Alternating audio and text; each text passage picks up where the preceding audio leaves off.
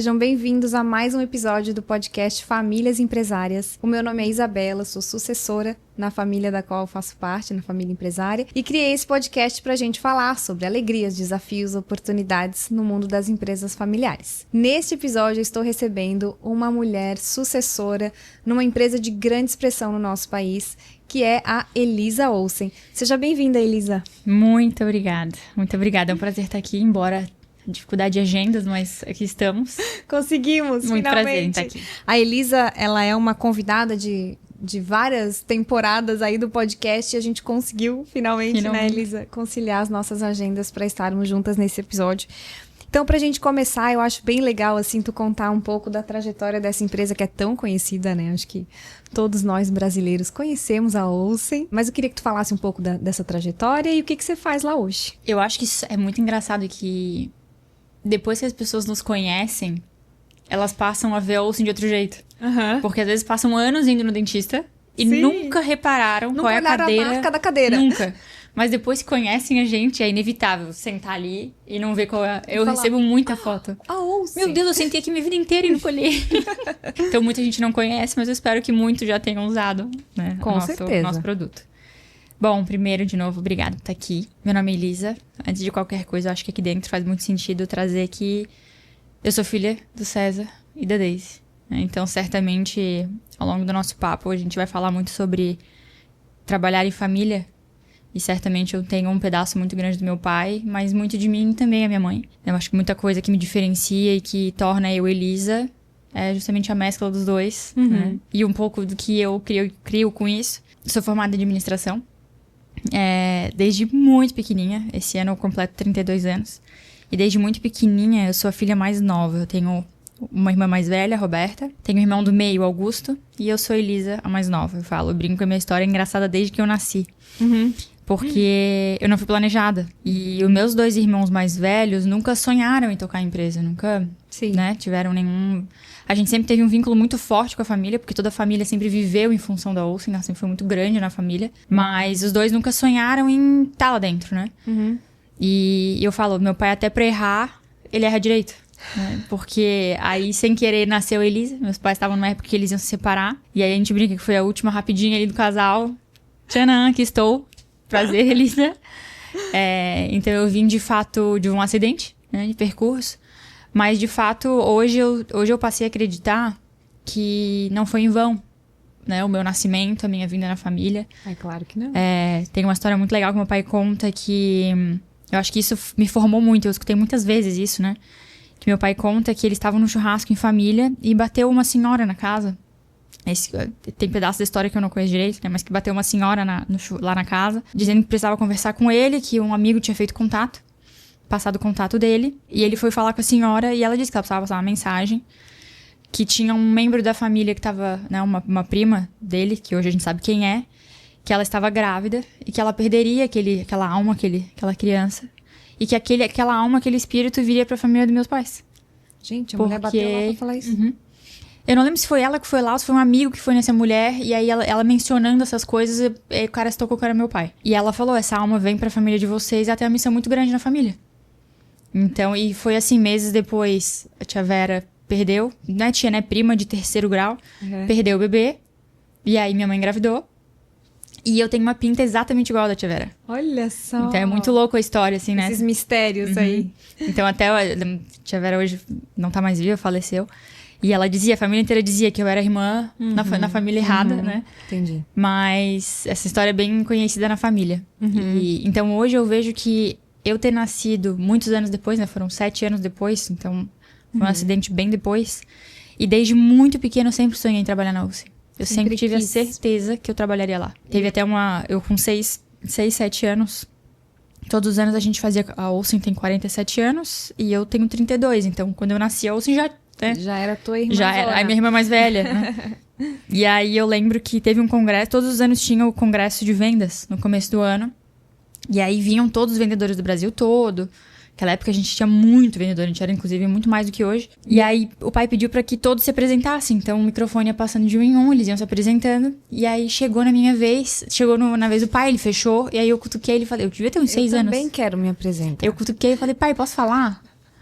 E aí, eu lembro que eu peguei o microfone e eu falei, meu nome é Elisa e eu sou a pessoa que vai sentar na cadeira do meu pai. Pensa, tipo, com 6 anos, nem sabia que era Uma isso. convenção de vendas, gente. Isso. Sempre fui cara de pau, sempre... Vergonha foi uma coisa que realmente nunca habitou muito no meu dicionário. E acho que a cara de pau foi algo que, de fato, eu herdei dele, né? Minha mãe é bem mais envergonhada. Que é um valor dos empreendedores, né? E aí, dali, eu já sempre tive essa certeza dentro de mim muito forte. Obviamente, quando a gente é pequena, eu idolatrava meu pai, toda aquela admiração pelo meu pai e pela minha mãe, mas de fato, meu pai naquele lugar de, né? Sim. Achava que ele era o Deus e ele era quase a mesma coisa. E, obviamente, quando a gente vai crescendo, a gente vai desmistificando algumas coisas, né? Algumas coisas a gente tem que deixar morrer, outras vão ganhando mais força e a gente vai se reconstruindo a todo tempo. E já ao longo desse tempo, acho que tiveram várias crises minhas da empresa, da família, que a gente foi se reconstruindo. E, de fato, hoje, esse ano, acho que completam 15 anos que eu tô lá. Então, comecei na Olsen com 17 ou 16, como jovem aprendiz. E eu corri por todas as áreas. Trabalhei em todos os setores, nós somos uma indústria, né? Fabricamos equipamentos médicos odontológicos. E aí, eu passei por todos os setores da fábrica. Eu lembro que eu sempre disse que eu não queria ser a líder que as pessoas acatassem uma ordem por eu ser filha do dono. Né? Que eu queria me legitimar, eu queria que as pessoas me respeitassem e conquistar o meu espaço. E só pra, antes de tu continuar, essa transição de você passar por várias áreas, se deu de uma forma estruturada ou foi algo ali decidido, eu e o pai, eu quero dar uma rodada em todas as áreas, como é que funciona isso? Nem pai, eu ia decidindo, eu ia indo. Eu acho que esse foi um desafio que eu acho que muita empresa familiar que ainda não tem uma estrutura de governança estruturada passa por isso. Porque acaba que o nosso pai, geralmente, existem muitas outras, né, outras verdades, estou falando da minha, mas o meu pai, ele não era muito bom de comunicação. Então, ele não estava acostumado a me dar feedback. Tipo, eu não tive feedback de ninguém, eu não tive alguém me preparando, eu não tive uma condução. Eu não tive uma ascensão onde eu tive líderes que me ensinaram ferramentas, eu tive que aprender sozinha. Então, e com a família ainda existe a coisa, que a gente perde o equilíbrio, às vezes mistura casa com trabalho. Então, o meu pai nunca teve muita facilidade de me guiar. Tá. Sempre foi uma coisa que eu fui puxando, eu fui sentindo e eu ia fazendo. Tá. E ele, assim, já entrando nessa esfera de relação pai e filha ali no trabalho, né? Como é que era isso? Ele te dava essa carta branca ou ele te limitava eventualmente, não vai por aqui, vai por ali? Como é que funcionou essa dinâmica de trabalho? Não dá, nunca deu, continua não dando, nem morto vai dar. A gente fala que o vínculo dele com a empresa é muito grande. Então, assim, ele chegou a morar numa Kombi. Né? Ele brinca que a Kombi, entrava água na Kombi porque ela era toda furada. Então, ele passou fome. O pai viveu coisas que certamente eu nunca vou saber, né? Tem muita coisa na história dele e da minha mãe, que eles praticamente fizeram a Olsen juntos, que certamente a gente nunca vai saber, né? Então, hoje eu vejo que... Ele começou de um lugar muito diferente. Muito, muito, muito, né? Ele teve um pai que morreu eletrocutado, ele teve um irmão que morreu afogado. Então, assim, é uma história marcada por... A mãe dele não acreditava no sucesso dele, mandava ele parar de brincar, de ser empresário. Então, vai arrumar um emprego que preste. Então, ele foi muito... A vida foi deixando ele muito duro, né? E a Olsen acabou sendo a vida dele. Porque no final das contas, talvez ninguém acreditava nele. Tava ele e minha mãe lá arregaçando a manga e trabalhando. Até que deu, claro, depois que ele tem sucesso, aí o mundo inteiro fala, eu sabia, né? Mas certamente quando ele viveu isso, a casca que ele acabou formando... Né? E é o que o pai fala, assim, todo sucesso é formado de muitos insucessos. Com certeza. Que as pessoas não ficam sabendo, né? Ficam sabendo só daquela parte bonita ali, bem sucedida, né? Ele teve o primeiro ano de lucro, Isa. Depois de 21 anos de trabalho. 21 anos. E não foi nem lucro, trabalho. Foi o primeiro mês de que ele não equilíbrio. trabalhou. E ele tem um carro que é Pajero. Meu pai é bem apegado às coisas materiais que ele foi conquistando, né? Ele não consegue se desapegar. Tem um valor emocional. Tem. Tudo que ele compra, ele dá, ele simboliza né, de forma... Representa algo, né? Exatamente. E ele tem um carro que é a Pajero, que ele comprou em 2001. Que foi o primeiro ano que eu senti o resultado. Então, assim, muita gente olha a vida dele, olha o que a gente construiu em família, patrimônio, e acha que é um negócio fácil, assim, né? Mas, cara, trabalhar 21 anos, pagando pra trabalhar, quem hoje tá disposto a fazer isso? Então, de fato, acho que foi um trabalho que ninguém botava fé. Foi muitos anos de dedicação até a empresa dar algum efeito. Isso que tu estás falando, Elis, é muito... Assim... É muito lindo de ver um filho falar assim da trajetória do pai. Porque o que a gente vê, né, com muita frequência, infelizmente, as gerações que não recordam, né? Que não recordam o esforço, que não recordam a luta que foi. E eu acho que isso é um grande valor das empresas familiares longevas. É recordar o passado e honrar o passado e ter essa admiração por quem nos antecedeu, né? No caso, o teu pai. Isso. Eu acho que hoje eu sou muito grata, mas eu não fui assim sempre. Porque eu acho que na família, a família sabe quais são as dores que doem, quais são as feridas que machucam, aonde jogar na cara alguma coisa do passado. E eu acredito muito também, Isa, que eu sou espírita, né? Então eu acredito muito nas coisas que a gente já fez em algum momento, do porquê a gente tá aqui junto. Sim. E hoje eu vejo que ter uma família já é complexo. Porque todo mundo acha que só a sua família tem problemas, visto que todas as famílias do mundo, independente da questão financeira, inclusive a finança, ela pode ser um catalisador do problema. Exatamente, eu falo pra mim, o dinheiro e a bebida alcoólica, elas são multiplicadores de uma energia, seja ela boa ou ruim, né? Então eu vejo hoje que ter uma família e a gente conviver em paz numa família já é um desafio enorme. Sim. Existem muitas variáveis ali dentro que as famílias já têm dificuldades de se respeitar e construir de fato e manter a família forte. Agora, tu nascer numa condição onde tu precisa trabalhar em família, não, tu precisa uma reparar... oportunidade dupla de superação. Exatamente. Então, eu acho assim, a gente, ao mesmo tempo que é um presente, né? Existe uma frase dentro da religião que a gente fala muito, que é que o tamanho do presente que eu ganhei também é responsável... É o tamanho da responsabilidade que eu ganhei. Pelo tamanho da responsabilidade que eu tenho com isso. Então, assim, obviamente, eu sou muito grata a tudo que eu tenho. Eu tenho uma vida que, gente, eu nunca passei fome, eu não sei o que é isso. E a gente olha pro resto do Brasil inteiro, muita gente passando fome. Então, eu tenho uma condição que eu sei que talvez, sei lá, 1% do país tem acesso. Mas o que vem junto de brinde, a responsabilidade... É uma responsabilidade de fazer muito mais.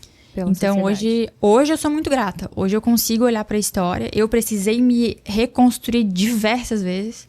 E ainda hoje existem dias que eu esqueço um pouco da gratidão. Eu acho que esse é um ponto que muitas vezes a gente escuta, né? Os eventos, os podcasts, as conversas, até das pessoas que genuinamente estão bem em família, mas às vezes esquece de falar de que não é bom o tempo todo.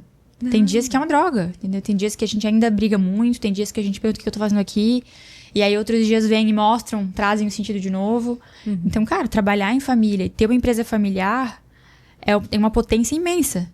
Só que tem uma responsabilidade enorme. E essa potência só se concretiza se a gente se mantém unidos. Porque eu vejo que o objetivo do mal é separar. Com certeza. Então, assim, numa briga, numa dificuldade, qual que é o primeiro pensamento? Separar. Não quero que doa mais, então vou separar, vou me afastar, né? Mas a separação tira força, né? Com certeza. Então, assim, eu acho que esse aspecto de manter a união é justamente o que fortalece a gente e principalmente nos faz amadurecer, né, Elisa? Porque o teu discurso aqui tá um discurso muito maduro. Acho que se o nosso podcast fosse, sei lá, 10, 15 anos atrás, seria muito diferente. Meu Deus, totalmente. Né? Tanto pra ti quanto pra mim, acho que a gente teria, né, falas muito diferentes pra dar. Então, acho que essa maturidade vem justamente dessas relações. Né? Com certeza, acho que o mais importante nesse processo todo é muito louco isso, porque chegou um momento da minha vida que eu falava, cara, eu estou vivendo o sonho de outra pessoa. Eu estou dando continuidade num sonho que nem meu era. Então, durante muito tempo... Essa dúvida, né? Mas será que é isso que eu quero? Exatamente. E até essa questão de... Como eu já comecei a fazer jovem aprendiz, estágio dentro da empresa, eu nunca tive uma experiência fora. Eu também Então, eu não pude medir a minha competência fora. Eu tinha muito essa preocupação. Será que eu sou boa? Ou será que eu sou só filha do dono? Será que eu sou...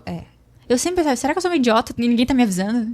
Isso, eu já pensei isso muito. E obviamente ninguém fala as coisas que precisam ser ditas. Às vezes tu faz uma coisa idiota e ninguém te fala. Não tem coragem, às vezes, de te falar, né? Tipo, guria, cala a boca, sabe? Fica quietinho. Senta ali um pouquinho. A gente acha que tá arrasando sempre, né? Então, às vezes a gente não com toda a boa intenção do mundo. Essa questão, acho, de nascer com esse poder, acaba que isso é muito ruim. Porque às vezes tu não tem o norte.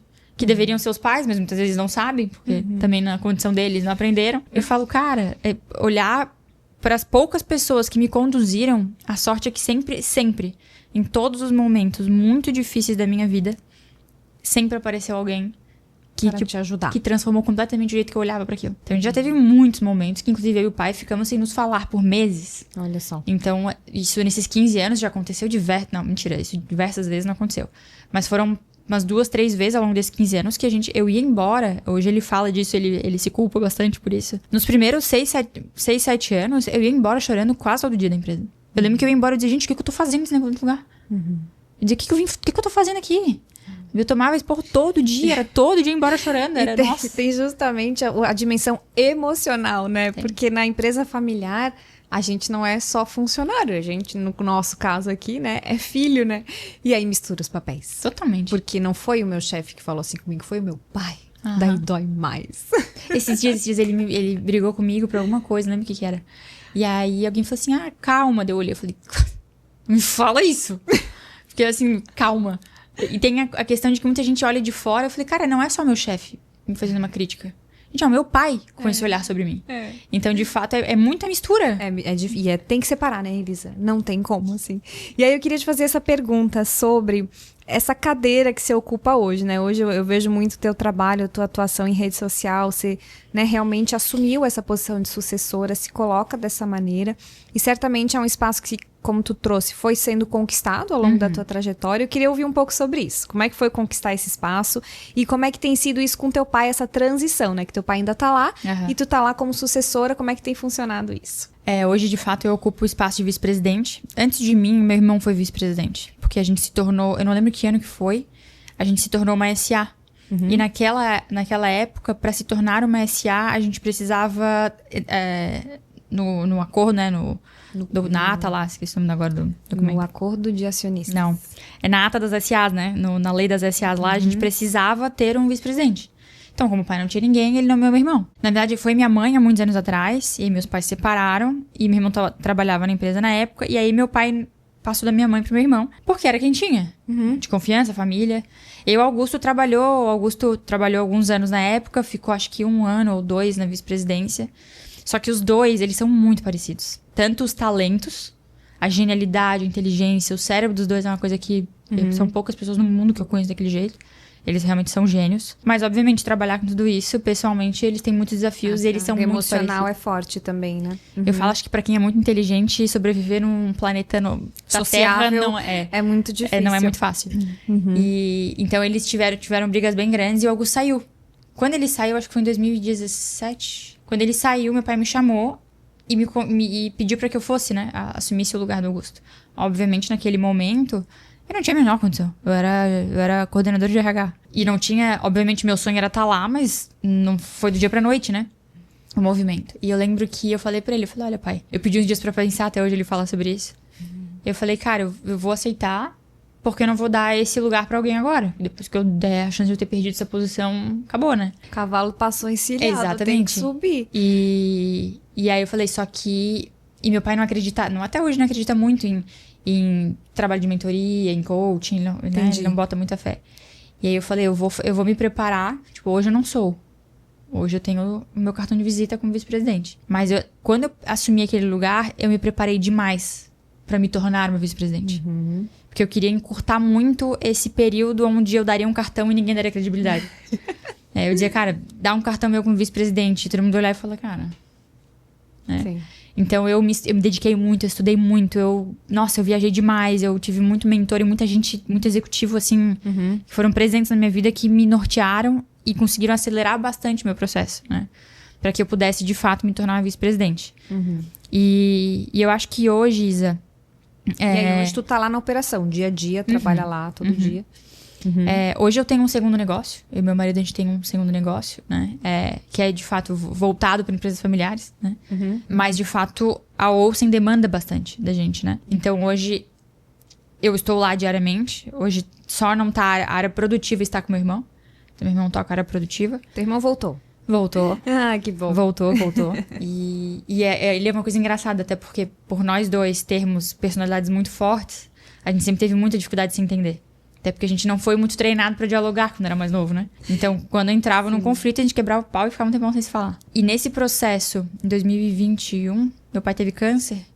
E nesse processo, a gente começou a construir o acordo de acionistas. A gente começou a mexer, né? Então, só pra eu entender, foi no momento ali de uma doença familiar que vocês começaram a olhar pra parte sucessória, entendi. Nesse meu processo de vice-presidência, né, de construção, muitas coisas que eu frequentei tinham a ver com a empresa familiar. Claro, aí tu já começou a olhar pra esse assunto. E eu já puxava muito o assunto, já tentava muito falar e ninguém na família dava muita bola. É um assunto delicado, né? As pessoas não E meu gostam pai era de novo. falar disso. Então, assim, meu pai ainda era novo. Ele dizia, meu Deus, tu tá querendo me matar antes da hora. Aham. Ele não queria falar sobre As aquilo. pessoas tendem a se ofender um pouco Exatamente. com esse assunto. E talvez até a linguagem, né? Porque eu usava, né? Sim, o muito jeito de novinha. falar, o jeito de É. abordar pode ferir, né? Exatamente. Então, durante muito tempo, eu estudei muito sozinha sobre esse tema. E aí, com o câncer, veio à tona a vida e mostrou que ele podia ir embora. E aí, a gente começou a construir. Quando a gente começou a construir, foi ali que a gente lavou muita roupa suja. Entendi. Foi aquela fase onde a gente teve que lavar Uma muita fase dura, né? Foi. Uma fase dolorosa. Uhum. Foi. Uhum. E ali abriu muitas portas, né? A gente levantar o E tapetinho vocês ali. trouxeram uma consultoria pra ajudar vocês? Trouxemos. Tá. Mas, assim, tiveram 2 pessoas. Eu acho que teve um movimento que a gente fez. Que eu lembro que eu tava cansada de fazer essas coisas sozinha. Porque daí eu ficava toda animada durante o curso. Quando eu voltava chega pra lá, casa, eu ninguém não conseguia escuta. aplicar nada. Uhum. E eu lembro que eu falava, cara, por que eu fiz mais um? Sabe? E aí teve Vai um... ser útil, Elisa. Vai Teve ser um na útil. Fiesc, que a Fiesc deu, e o pai sempre foi um fã de carteirinha da Fiesc, né? E teve um que a Fiesc deu, que eu acho que ali foi uma virada de chave muito importante pra gente. E tava escrito eu e meu irmão, eu convenci meu irmão a fazer comigo. E aí, num dia antes, meu irmão falou que não queria mais fazer. Ai, Aí eu virei pro meu pai e falei, bom, pai, sozinho eu não vou mais. bora. Eu falei, sozinho eu não vou mais, ou tu vai comigo ou eu não vou. Aí ele ficou com pena, né? Daí ele, não, o pai vai contigo só hoje, só pra ver como é que é. Amado. Ele se apaixonou e fez o curso todo. Que legal. Era um E- curso de empresas familiares? Aham. Que bacana. Muito legal. Foi assim, assim, os É um profissionais divisor que de estavam- águas, né, Elisa? Fazer Foi. esses cursos, assim. E acho que o divisor de águas foi fazer com ele. Claro, eu fiz com meu pai também. Foi maravilhoso. Eu fazer sozinha seria só mais um. Porque daí eu tô sozinha vivendo as minhas dores, que tava só ao meu lado, E aí eu eu não não escuto tenho o com outro. quem trocar, né? Uhum. Exato. E aí lá ele se deparou com muita coisa. Ele tiveram. viu assim, meu Deus, que tanta coisa que eu tenho que fazer. tiveram. E aí ele via outras famílias brigando. Aham. O pai Tu falando escuta coisas. cada coisa. E muitas coisas que ele fala igual. E ele achava um absurdo. E eu dizia, pai, tu fala exatamente igual.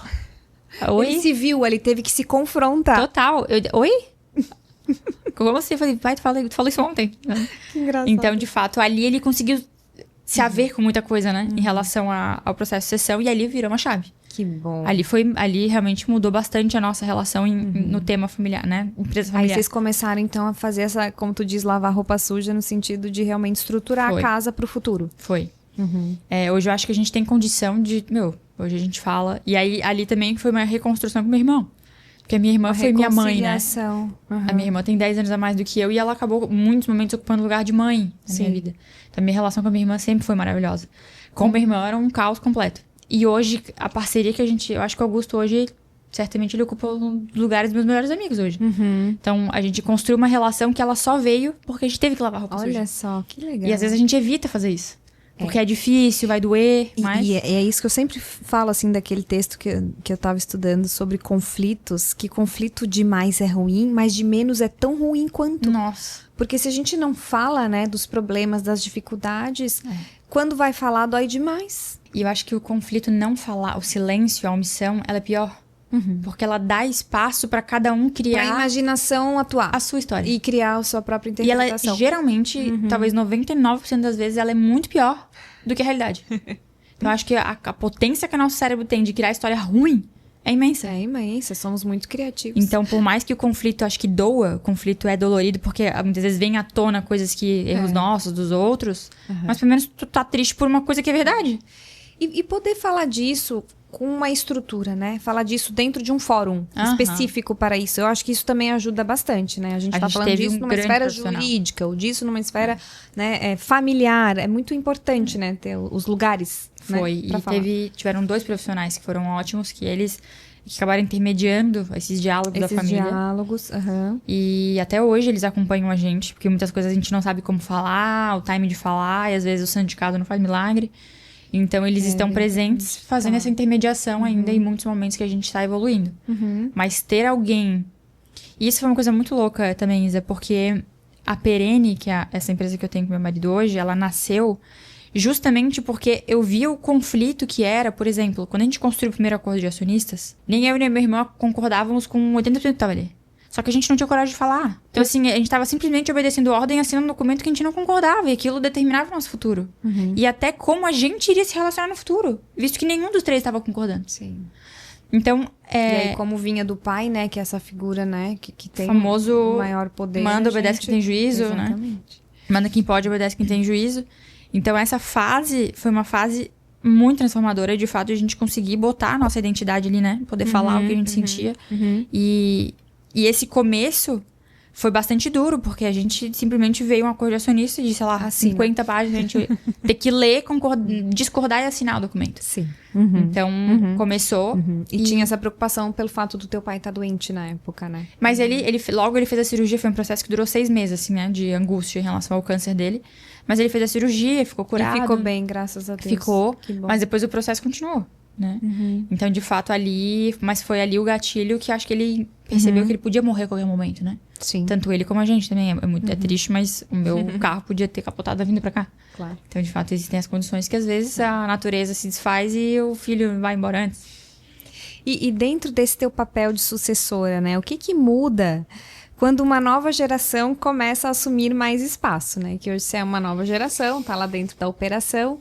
Mudou alguma coisa? Muita. Eu te confesso, isso que eu ainda não sei... Hoje eu não sei identificar o que já é feito da minha entrada e o que não é. Né? Porque tá uma sucessão compartilhada, né? Vocês estão em transição. E até porque eu acho que hoje tem muitas coisas que eu critico, mas porque ainda não sou eu que durmo com 100% da responsabilidade. Talvez no momento em que isso aconteça, algumas das minhas decisões serão as mesmas. Claro. Então, talvez tem muita coisa que hoje eu faria diferente, mas o dia que eu puder fazer, talvez eu não o faça. Porque o peso da responsabilidade muda, né? O medo, as prioridades. Então, hoje eu tenho consciência de que muita coisa que eu discordo hoje, talvez mude ao longo do tempo. Sim. Né? Então, e muito do que tu acha que tu faria diferente, não faria tão diferente assim. Considerando talvez, todos os riscos, mas né? eu acho que muito do que mudou foi, de fato, a questão com as pessoas. Tá. Isso a gente tem crises, né? Que a gente passa, a empresa em si, né? Crises das pessoas, de fato. Mas eu acredito que a relação que meu pai tinha com o mercado e com os colaboradores sempre foi uma relação muito cara crachá. Com os colaboradores era, eu pago e tu trabalha. Relação profissional, pragmática, capital trabalho é essa. Então, assim, eu te pagar o teu salário no dia, o mínimo que tu pode me oferecer é a tua mão de obra, né? Então, essa era... Ele sempre foi um cara bastante humano, então não que ele, né? Que é uma posição mais clássica, né? Do empresário. Exatamente. Aí dos anos... Tradicional. Né? Os 70, 80, Industrial, 90. imagina. Industrial, exatamente.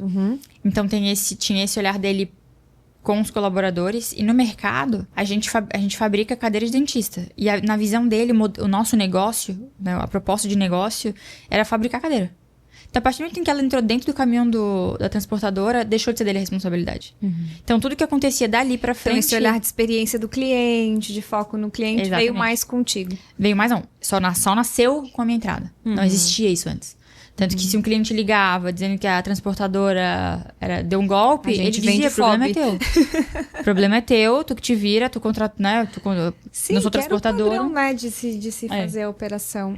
Acho que o que mais mudou hoje existe uma equipe, um setor tipo, de 17 pessoas, se não me engano, que cuidam da experiência do cliente. E essa experiência do cliente envolve atender e tirar dúvida do vendedor, do nosso técnico, do cliente final.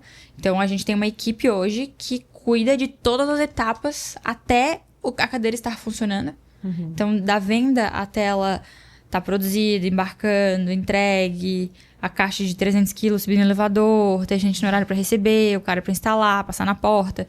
Então, todas as etapas a gente acompanha o cliente para que ele não se frustre. Claro. Foi o que a gente falou, experiência de começo. Exato, gente, a minha portaria recebeu a Elisa mal hoje. Isso é a não fui só experiência do cliente. E não foi só ela, foram as outras convidadas também dessa temporada. Isso é a experiência do cliente. Exatamente.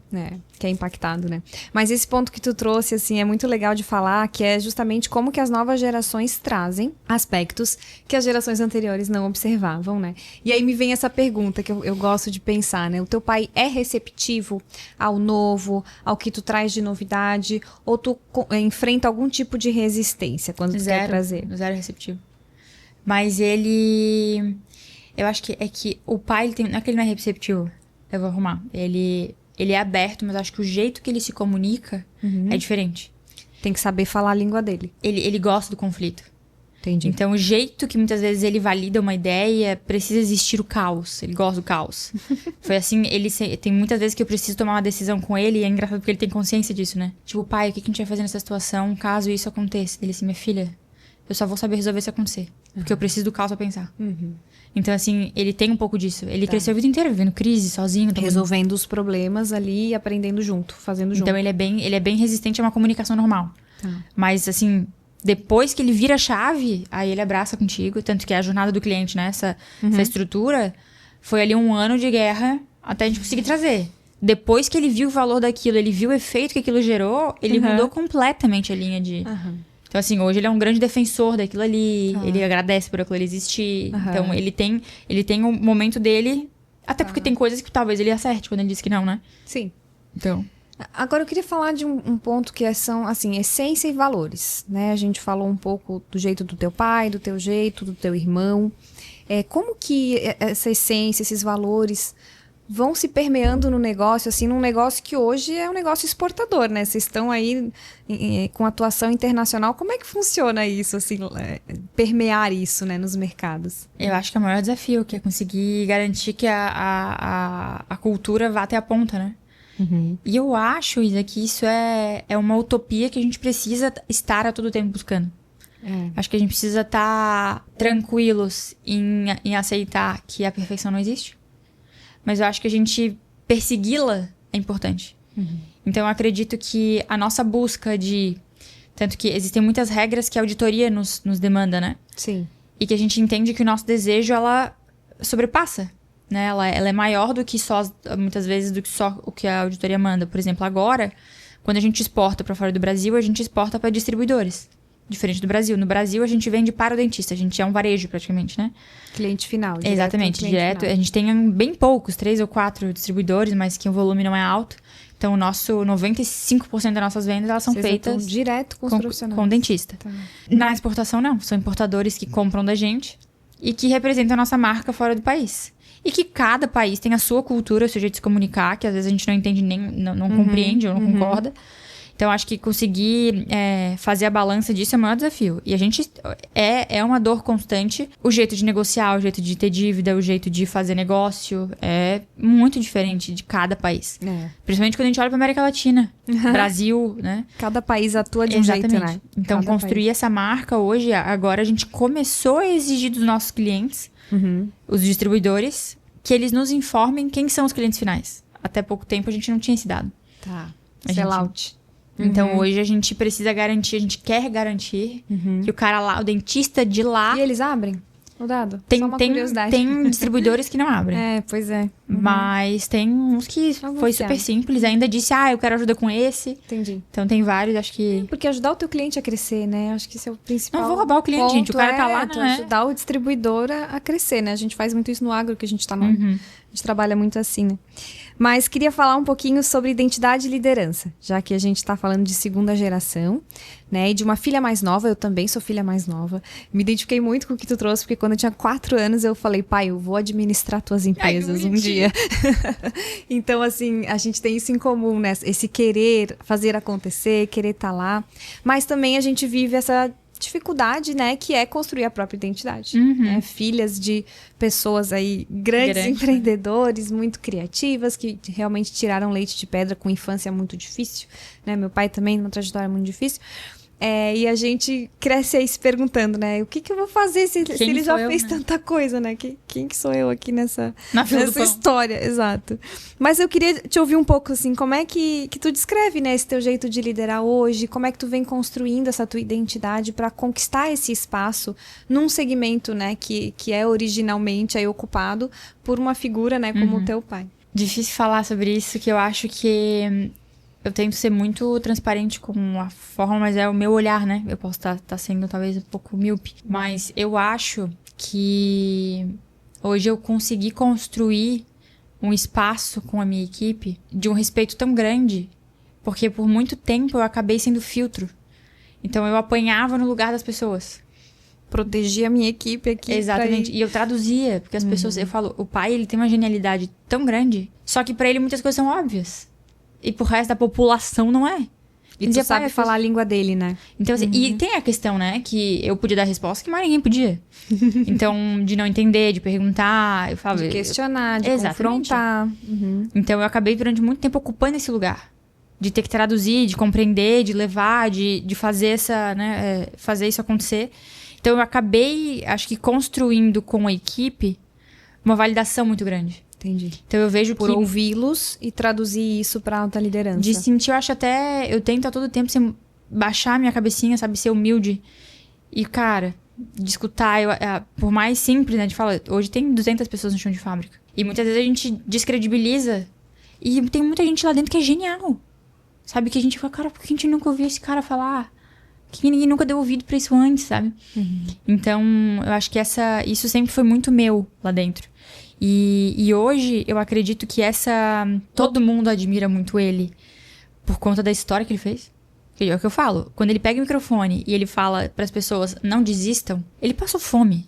É realmente não desistam, Ele né? tem o lugar de fala, né? De dizer, não desistam, que eu sei que dá pra eu chegar lá. Entendeu? Então, assim, ouvir isso dele, aí eu pegar o microfone e falar, gente, não desistam. Então, assim, são pontos muito diferentes. Eu nasci numa condição financeira que não tem a mesma credibilidade. Por mais que eu tenha me desenvolvido, por mais que a minha vida também não seja perfeita, mas existem coisas que são dele. Acabou, ponto final. Falo, eu nunca vou conseguir. Acho que quando a gente conseguir compreender isso, que eu nunca vou conseguir ser ele.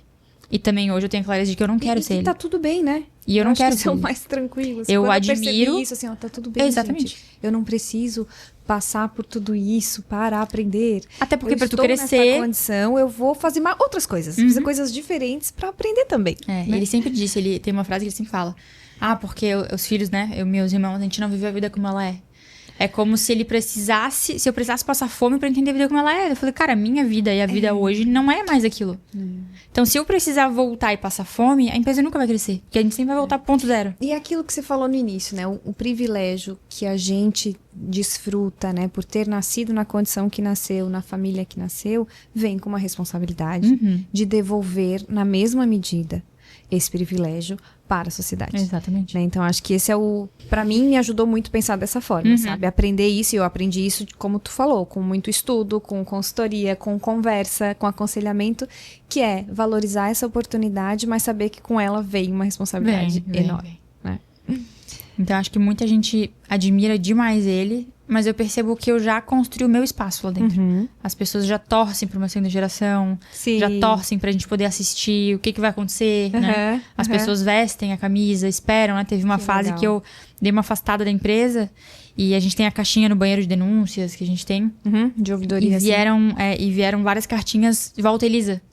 Então, assim, já existe meu espaço lá dentro. Tem uma denúncia, estou com saudades da Elisa. Isso. Já existe meu espaço lá dentro. Porque às vezes a gente não mede estando lá todo dia, até porque o nosso trabalho muitas vezes é resolver problema. Então a gente fica todo dia resolvendo problemas, a gente esquece de olhar tudo que foi bom construído. Então eu acho que eu tenho certeza que eu já construí o meu espaço legítimo lá dentro. Sim. Mas o que será... O que será? Só Deus sabe. Só Deus sabe. E era justamente assim que eu queria encerrar a nossa conversa, né? Te ouvir um pouco sobre futuro, né? Sobre como é que teu pai vê isso, né? Como é que você vê isso, a sucessão, né? Hoje tá na segunda geração, mas futuramente, possivelmente, né? Haverá sucessores, né? Sejam familiares ou não. E também alguma recomendação, alguma orientação, algum conselho que tu possa dar para quem está nos ouvindo. Eu acho que eu fiquei muito mais tranquila quando eu entendi que o presente é o maior presente que a gente pode ganhar. E eu acho que o futuro a gente só vai construir se a gente fizer do presente uma bela, né, um belo processo. Hoje, eu olho para a Oci no futuro, eu vejo o potencial que ela tem de se transformar. Porque tem muita coisa nela hoje que ainda é muito enraizado, que são coisas maravilhosas, né? Uma coisa que eu trago muito forte do meu pai é a questão da gestão financeira. Como ele gera as finanças. Hoje, tudo que a gente fez foi com capital próprio. E se a gente não tivesse como pagar, a gente não fazia. Muita resiliência. Então, a gente olha para o mercado hoje, numa fase de guerra mundial, onde 25% das empresas listadas em bolsa não conseguem arcar nem com a taxa da dívida. Não conseguem nem alcançar, primeiro, de pagar o montante da dívida. Porque deram um passo maior que a perna. Queriam crescer 1 milhão por cento em um ano. Se alavancaram. Então, assim, hoje eu enxergo que esses 21 anos de construção dele foi dando o passo que ele dava conta. Talvez o mundo faria meu diferente. Pai não dá um passo maior que a perna, minha filha. Então, eu aprendi isso com ele. Isso é uma das coisas que eu acho que a humanidade vai precisar se retransformar. No sentido de que eu vejo as pessoas hoje, nosso imediatismo, a nossa impaciência, o nosso desamor. Gente tá voltando a ter uma guerras no mundo inteiro. Não era mais pra estar existindo isso.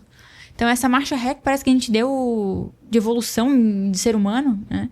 Então, eu imagino que o que eu gostaria que a Olsen tivesse muito sólida nela para o futuro, porque eu falo, o dentista vai continuar existindo, nosso produto vai se reinventar ao longo do tempo, mas se a gente não adaptar a cultura empresa, as nossas pessoas não vão estar prontas para o mercado. Então, eu vejo que hoje o nosso maior desafio para o futuro, e como eu vejo a Olsen para o futuro, existe esse valor que o pai trouxe, que eu acho que, independente das crises que a gente viveu, foi o que fez a gente permanecer aqui. Que foi dar o passo, fluxo de caixa, da própria ter medida. Dinheiro no caixa, sabe? Não dar o passo maior que a perna, não se endividar com capital que a gente não tem, não sonhar o sonho dos outros.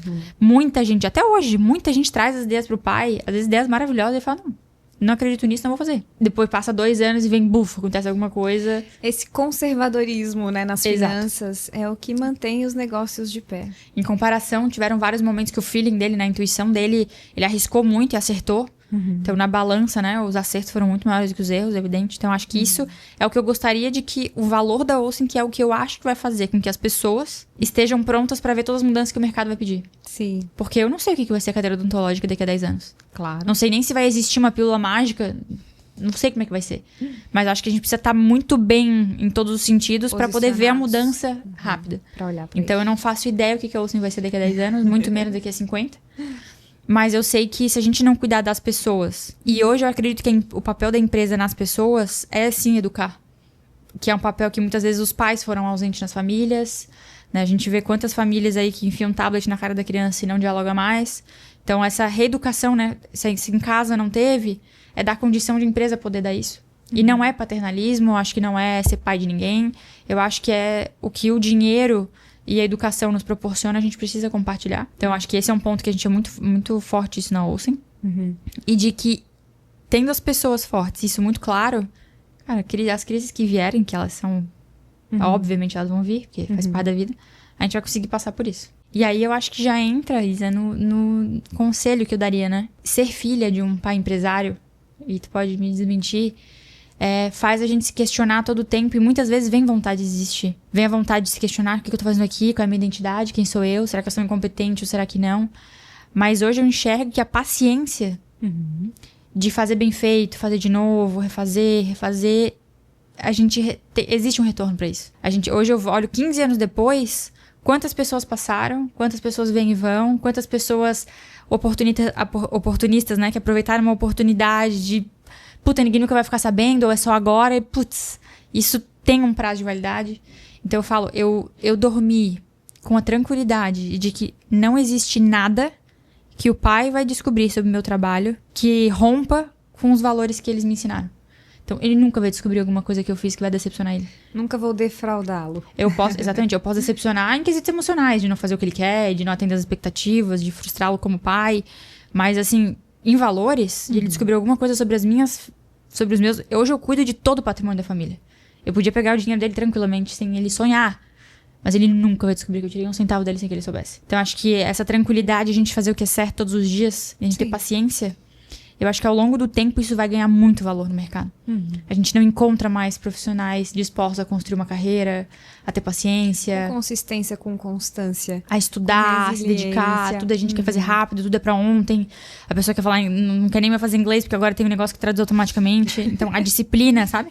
Sim. Eu acho que isso ao longo do tempo, quanto mais vier inteligência artificial, eu falo isso pra equipe, que entregar, por exemplo, inglês, que agora tem fone, tem aplicativo, tu não precisa... Acho que mais valor vai ter as pessoas que falam. Então, mais valor essas coisas que estão ficando ausentes vão ganhar. Porque quando tu coloca o teu tempo em algo, tu coloca a tua vida. Totalmente. Né? Porque o tempo é vida. Então, acho que esse valor que tu trouxe, né, de se dedicar para algo, é de essência eterna. Exatamente, é tu botar um pedaço da tua vida naquilo. Isso. E acreditar que de fato está sendo bem feito. Não tem inteligência artificial que tire. Exatamente. Né? Exatamente. Que papo maravilhoso. Muito obrigada, Elisa. Eu acho que pra mim foi muito esclarecedor, porque eu pude me identificar muito. Espero que vocês que estão nos ouvindo aí também tenham adorado. Por favor, interajam aqui com o nosso episódio, comentem, mandem para as pessoas, né? Eu tenho certeza que você conhece alguém que tem empresa familiar e que possa aprender algo. que é o grande objetivo aqui desse episódio. Obrigada, Elisa. Eu que te agradeço. E até a próxima.